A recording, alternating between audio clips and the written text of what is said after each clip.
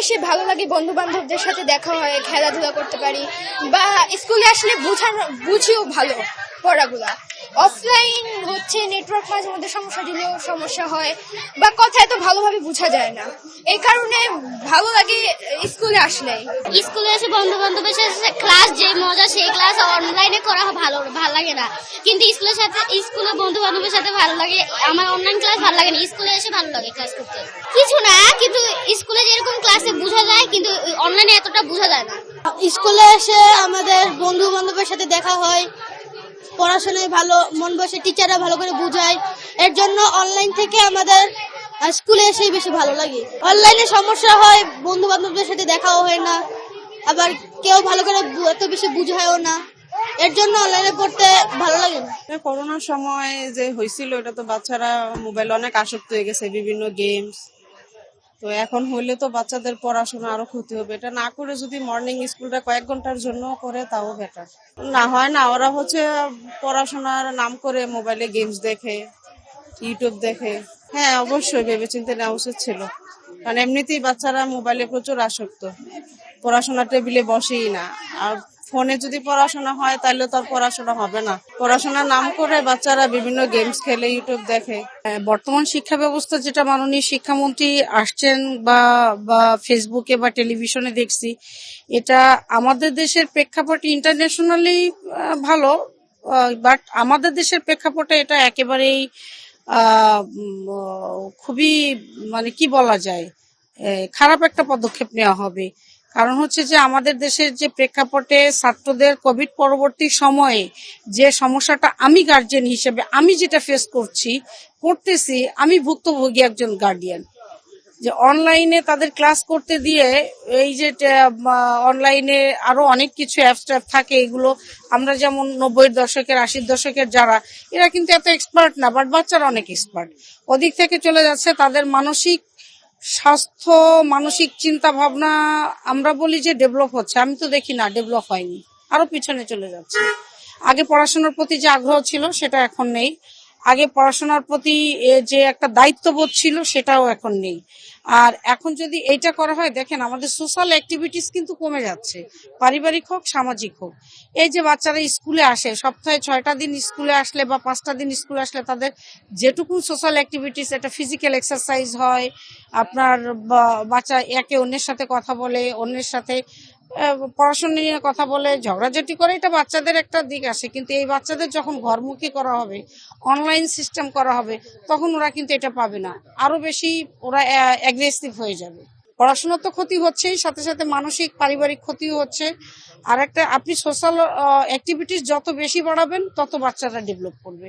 আপনি বাচ্চা ঘরে রেখে দিলে বাচ্চার অ্যাক্টিভিটিস বাড়বে না। শুধু রেজাল্টের পিছনে তো দৌড়ালে হবে না, দৌড়াইতে হবে সে একটা ভালো মানবিক মানুষ কিভাবে হচ্ছে, তার জন্য সোশ্যাল অ্যাক্টিভিটিস অবশ্যই কাম। প্রথম কথা হচ্ছে যে আমরা এখন একটা সংকটের মধ্যে আছে, পুরো বিশ্বই আছে, বাংলাদেশও আছে। কিন্তু যেভাবে হুট করে বলা হচ্ছে, এখনো ফাইনাল সিদ্ধান্ত যদিও হয়নি, যে বলা হচ্ছে যে এটা অনলাইনে আবার যাবার একটা প্রবণতা। কিন্তু আমরা কিন্তু কোভিডের সময় দেখেছি যে আমরা কিন্তু ফেল করেছি, আমরা কিন্তু ভালো করিনি। ভালো না করার কারণ হলো আমাদের ইনফ্রাস্ট্রাকচার থেকে শুরু করে, ডিভাইস থেকে শুরু করে, এবং প্রিপারেশন, আমরা বলি যে টেকনোলজিক্যাল প্রিপারেশন এবং মেন্টাল প্রিপারেশন, সোশ্যাল প্রিপারেশন, কোনোটাই আমাদের ছিল না। হুট করে আমরা তখন অন্য কোনো উপায় ছিল না দেখে আমরা এটাকে করেছি। কিন্তু এখন এই সময় এসে আমি মনে করি এটা কোনো ভালো বিকল্প না। ভালো বিকল্প না এ কারণে আমাদের হাতে আরো অন্যান্য ভালো ভালো বিকল্প রয়েছে। যেমন আমরা স্কুল টাইম হয়তো কমিয়ে নিতে পারি, অথবা স্কুল ডে আমরা কমিয়ে নিতে পারি, সকালের দিকে নিয়ে আসতে পারি, যখন এসি গুলো ব্যবহার করা হবে না, ফ্যান ব্যবহার করার দরকার পড়বে না, লাইটের ব্যবহার করার দরকার হবে না।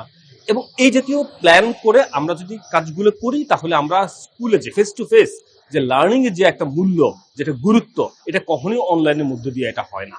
এটা একটা। দ্বিতীয় হলো আরেকটা বিটার এক্সপিরিয়েন্স আমাদের আছে। আমরা কোভিডের সময় আমরা দেখেছিলাম যে লার্নিং গ্যাপ, প্রচুর পরিমাণ লার্নিং গ্যাপ কিন্তু রয়ে গিয়েছে বাচ্চাদের, এখনো ভোগ করছে বাচ্চারা। এবং যারা বিশ্ববিদ্যালয়ে এসেছে তারাও কিন্তু সেই লার্নিং গ্যাপগুলোর মধ্যেই এখনো আছে। এখন আবার যে কোভিডের কালীন সময় যে অনলাইনে আমরা গিয়েছিলাম, আবার অনলাইনে গিয়ে আমরা আরেকটা গ্যাপ ডেকে আনবো কিনা, যেখানে আমাদের হিল করা দরকার ছিল, যে লার্নিং গ্যাপগুলো ফুলফিল করা দরকার ছিল, সেটা তো আমরা করিনি। এখন এই গ্যাপগুলোর মধ্যে বাচ্চারা আছে। আবার আমরা এরকম একটা পরিস্থিতিতে যে সবার আগে আমরা সব অফিস আদালত, শপিং মল, সবকিছু চলতেছে, এখন আমরা বলবো যে স্কুলকে অনলাইনে দিয়ে দেওয়া জ্বালানির নামে, এটা আমি মনে করি ভালো সিদ্ধান্ত না। এই সিদ্ধান্তগুলো যদি চিন্তা ভাবনা করে হতো এবং বুদ্ধিদীপ্ত হতো এবং আলোচনার ভিত্তিতে হতো, বিশেষজ্ঞদের সাথে কথা বলে হতো, তাহলে আর এই সমস্যাগুলো হতো না, একটা ভালো সলিউশন আসতো। আমরা দেখি যে গভর্নমেন্ট এক একবার যখন যেটা মন চায় সে গভর্নমেন্ট এটা করে ফেলতেছে। যেমন একবার বলছে যে ওরা ট্যাব দিয়ে ফেলবে, তারপরে যে ভাষা বাধ্যতামূলক করে ফেলবে, তারপরে হলো যে যখন যেটা মন চায় সেটা তারা করে ফেলতেছে। আবার ওই যে চতুর্থ শ্রেণী থেকে মানে খেলাধুলা বাধ্যতামূলক করে ফেলবে। আমার যেখানে বাংলা শিখতেছে না, ইংরেজি শিখতেছে না, গণিত শিখতেছে না, বিজ্ঞান শিখতেছে না, এখানে শেখার মতো শিক্ষকের অভাব আছে, ঘাটতি আছে। হাজার হাজার প্রধান শিক্ষকের পদ আমার খালি। আমার আসল জায়গাটা আগে হাত দেওয়া লাগবে, না দিয়ে এই যে উল্টাপাল্টা যে চটকদারিতা, যে মানে চমকদারিতা, মানে যে মানুষকে ইমপ্রেস করার যে একটা মানসিকতা, এই মানসিকতার কারণে কিন্তু শিক্ষা ব্যবস্থার জন্য খারাপ হচ্ছে, ভালো ফল আসবে না। তো এখন আমি মনে করি, একবারে পরিষ্কার করে বলতে চাই যে অনলাইনে যাওয়াটা মোটেই ভালো হবে না, এটা সঠিক সিদ্ধান্ত হবে না, এটা শিক্ষাকে আরো আমাদের ক্ষতির দিকে ঢেলে নেবে। আরেকটা দেখেন, খুব গুরুত্বপূর্ণ, কোভিডের সময় কিন্তু একটা জিনিস ছিল যে বাবা মাও কিন্তু ঘরে ছিল, তারা কিন্তু যে তাদের যে ডিভাইস গুলো ছিল সেগুলো বাচ্চারা ব্যবহার করেছে। এখন আমরা কি প্রতিটা বাচ্চার জন্য আলাদা করে ডিভাইস কিনবে? মানে এই বাবা মাদের কি সে ক্যাপাসিটি আছে? তো এখন আবার ক্যাপাসিটি থাকলেও এই ডিভাইস গুলো দিয়ে বাবা মা কাজে চলে যাবে, এই বাচ্চারা এই যে আপনি অনলাইনে রেখে আপনি চলে যাবেন, তাহলে বাচ্চারা কি করবে? তারা তো আরো অন্যান্য সাইটে ঢুকবে, নিষিদ্ধ সাইটে তারা ঢুকবে, তারা এডিক্টেড হয়ে যাবে, আরো এডিক্টেড হয়ে যাবে তারা, অর্থাৎ পড়াশোনার আরো সর্বনাশ হবে। বাবার হয়তো উপস্থিতিতে বাচ্চারা ডিভাইস ব্যবহার করতে পেরেছে, এবং সবার ক্ষেত্রে ছিল না এটা। অনেক আমরা ক্লাস নেওয়ার সময় যেটা লক্ষ্য করেছি যে কোনো বাচ্চা বাইরে আছে, কারো বলছে যে আমার ডিভাইস নাই, ডিভাইস নষ্ট, এরকম সমস্যা ছিল। কিন্তু আমরা সবাই যে এটার অ্যাক্সেস পেয়েছে এরকম না। আমরা ক্লাস নিচ্ছি, হয়তো দেখা গেলো যে গ্রামে গঞ্জে অনেকেই ওই বিদ্যুতের ছিল, সমস্যা ছিল, কারো ডিভাইস নাই, এরকম বিভিন্ন কমপ্লেন আমরা শুনেছি। তারপর আমাদের করতে হয়েছে, হয়তো ছিল না তখন কোভিডের সময়। আর এখন নতুন করে যেটা সরকার সিদ্ধান্ত নিতে যাচ্ছেন, হয়তো আমরা যেটা শুনেছি, চিঠিপত্র এখনো আসেনি, পরিপত্র যেটা জেনেছি যে তেল সংকট এবং যানজট দুটা মাথায় রেখেছে।